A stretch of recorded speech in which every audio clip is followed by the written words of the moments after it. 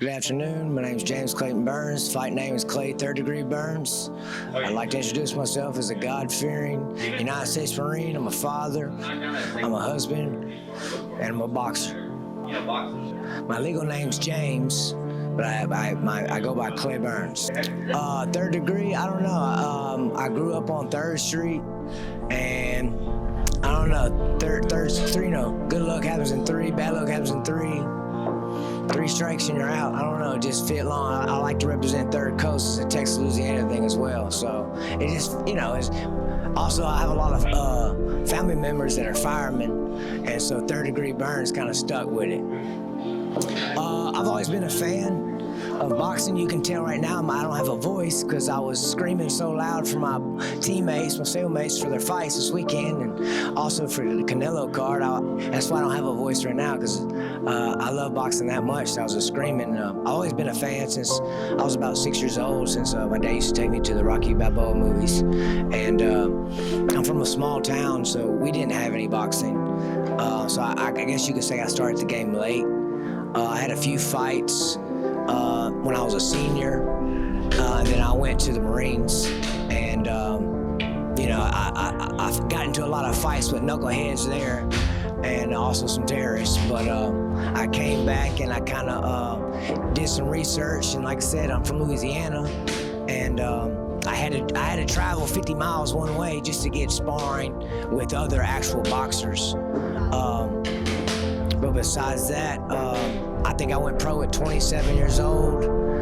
My first 10 fights, I fought the likes of Devin Haney, Hector Tara Jr., Robson Conceição, and Vladimir Nicotine. So that was my first 10 fights. So I was thrown to the wolves, and I'm always the underdog. Even in this fight with Vasquez, I'm definitely the underdog. The odds are against me. It's going to be another war. You know, everything happens for a reason. We were supposed to fight last weekend, but it got pushed back 2 weeks. And everything happens for a reason, good and bad. I'm hoping for the best, prepared for the worst. I've kind of known about him before he's known about me. I've looked up to the man. I respect him. We're all, as professionals, we all should be fit and be able to go 100%. And there's no hard feelings, you know. Like I said, I respect him. I looked up to him. He always looks good in his fights, for weigh-ins and in the fights. He doesn't have many weaknesses, and it's going to be an all-out war. I'm not the most talented person. I'm a man of many traits and a master at none. But I'm gonna give it my all. As soon as we get in the ring, I'm pretty sure he's gonna be trying to knock my head out, and I'm gonna be trying to look for blood as well. Like I said, James Burns is a God-fearing United States Marine. I'm a husband, I'm a father. I'm a blue-collar man. I do work besides boxing. I'll wake up early. I got kids. I'm with them breakfast, lunch, and dinner, dropping them off, picking them up. Like I said, I'll work, leave work, box, get done training. I'll go and train other people myself. I'm cut from a different cloth in saying that I'm more old school. I was raised up by my father. He taught me some good traits. I always do more for people than they would do for you, and don't always look for them to do the same in return. You can call me at any time of the day, and I'm gonna do my best to help you out. I'm that type of person. You always should, you know, I treat people as the way I'd like to be treated. James Burns is, I'm just a hardworking man. I'm a provider for my family. I'm not the most talented, like I said. I'm not the most gifted, but like I said, I have a lot of heart, I have a lot of grit. And I've seen boxers from all kinds, from all sizes, from all speeds, all talent. And besides that, like I said, I've been living in Texas now for 4 years, and hopefully I'll be here for 4 more years, and I'll call myself a Texan. When the Cowboys win a Super Bowl, I think I'll be a Cowboys fan, but until then, I'm Who Dat all day. Sacrifices, like I said, I started boxing real late. I went professional in MMA first. I've trained all around the world. I lived in Hawaii. I was stationed out there. I got to train with Kendall Grove, Chris Lieben, BJ Penn, and that's kind of where I started to mix martial arts and grappling, jiu-jitsu. I trained at Floyd Mayweather's gym. I got to train with Sugar Shane Mosley, Roberto Duran. So boxing's been the same for years and years and years. The history of boxing is the same. As you want to hit and not get hit. And I'm not the best boxer. I'm a good brawler. And you live and learn, and I'm still living and I'm still learning. Inside the ring, man, it's hard to explain, honestly. It's like you're in a dream. You want to run fast, like when you're running and getting chased in a dream. You want to run fast, but your mind's saying it, but your body's not doing it a lot. So a lot of times I've been hit, and it's almost like amnesia or a deja vu. It's like, whoa, I've been here before. And you know, they say the boxing ring is a squared circle where all truth comes to play. Your training is a result of your training, is a result of your hard work, and everything comes to light in the ring. A day in my life? Well, a day in my life is, I'm a dog man as well.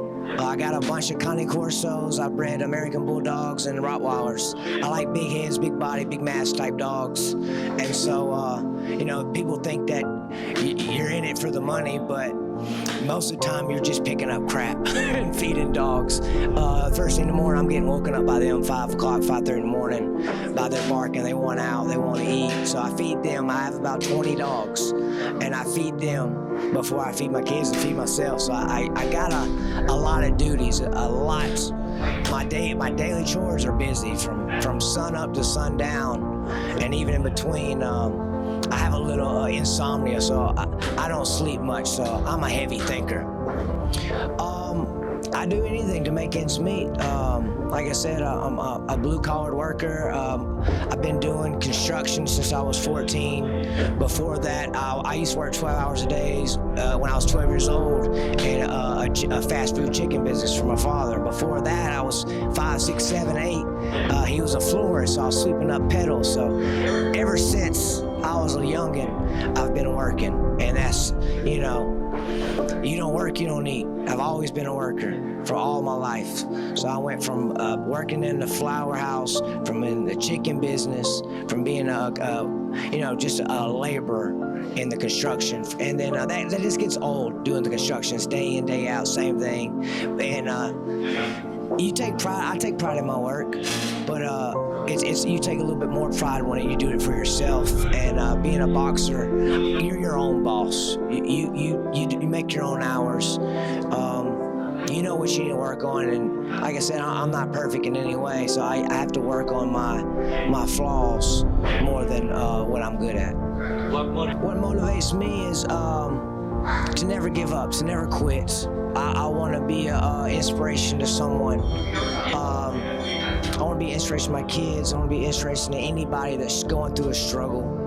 Anybody that's, you know, I've seen it in the amateurs in MMA or boxing. I've seen people that they go 0-4, 0-5, just lose and lose and lose. And if they stay consistently with it, and they have the dedication, the discipline, desire, that sooner or later, whatever happens for you for a reason, God's gonna make it happen. What motivates me is, like I said, is I'm gonna keep on keeping on. I'm an old man now. I'm 34, about to be 35 in 2-3 months, and so I look at other people and look at Tyson, Evander Holyfield, or you got the old legends and they're still doing it. Chuck Liddell, you got all the old timers, they're still doing it, and I just find joy in it.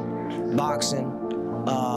I don't, you know, if you do something you love, you never work a day in your life, even though this is hard work. And, you know, people, you know, it's a spectator sport. And like I said, I've never been a quitter. The one TKO or KO I do have lost, it was in a bubble against Rayo Venezuela. And there was no crowd. I didn't see no cameras. And I was moving the next day, no excuses.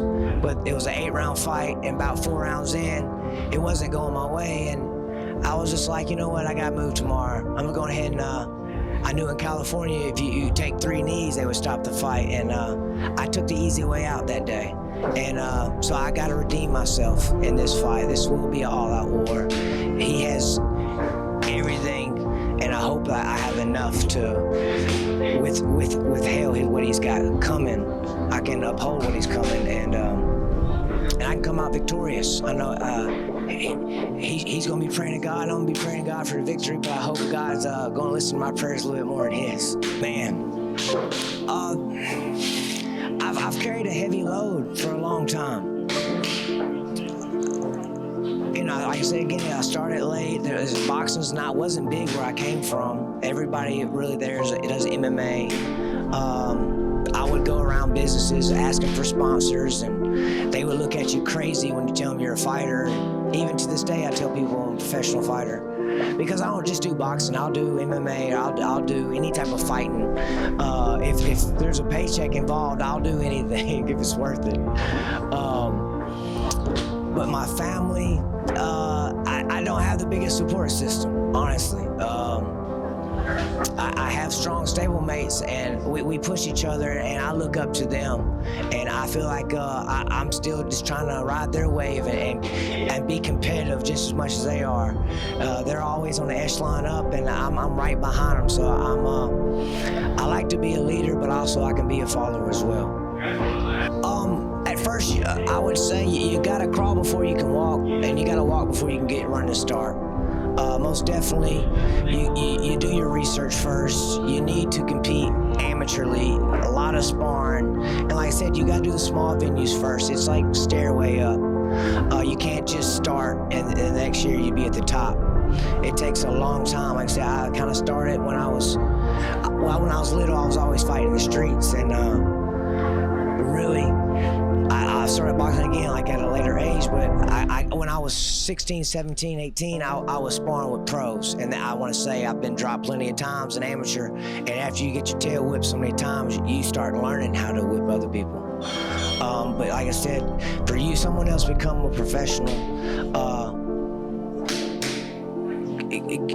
get a good game plan, get around others that are being successful, and train like there's no tomorrow. We've been in camp for a while. I've been helping my stablemates. I think he's got to cut a little bit more weight than I do. I don't get too fat and heavy unless on the holidays, Monday through Thursday, your weight's pretty down, and on the weekends your weight goes back up. But this would be, honestly, I want to say about my 28th, 29th professional fight altogether. So it's just going to be another day in the office, and I'm going to give it my all, and just I'm hoping, I'm guaranteed to give the crowd a show. It's going to be an entertaining fight, and it's eat, sleep, and breathe boxing until the fight night. Any words to my opponent? I say don't break your leg, but I hope he does break his leg. No, like I said, after the fight, I don't mind getting some beers with him, you know what I'm saying, if he's a drinker. I know he's got his own gym, and so, like I said, he was an inspiration to me. Like I said, he's always looked good, and you're inspiration, or people that give you inspire, become your rivals, you know what I'm saying? So it's nothing but love, but come fight night, we're going to give the crowd a hell of a good show. I did hate this fight to my grandparents. I would say they were my main supporters. I lost them at a young age, and my mom's parents were always there for me, day in, day out. Never had them hit on me or anything like that, but I've had them scold me before. So this is for my grandfather, Burke Rachel. I like to thank my teammates, my stablemates, my coach, my family, and I like to thank the promotions that's given me this opportunity, because like I say, we all come from different origins, we all come from different aspects of life, but we all wake up with the same two things, with a chance and opportunity. And I like to thank Showcase Boxing for the opportunity, and I'm going to take the chance, and hopefully I'll change my way of living a little bit. Thank you.